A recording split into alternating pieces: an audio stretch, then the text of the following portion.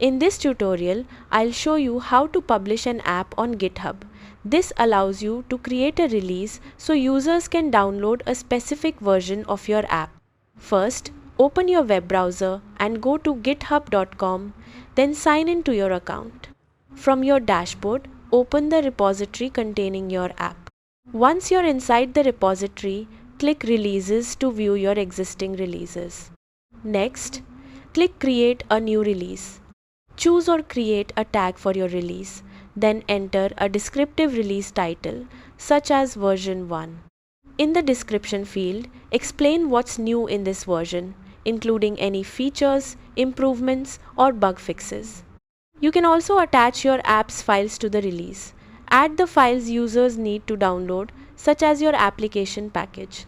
Once everything is ready, click Publish Release. Your release will now be published on GitHub, and users can visit the repository's Releases section to download your app. That's how to publish an app on GitHub. Thanks for watching.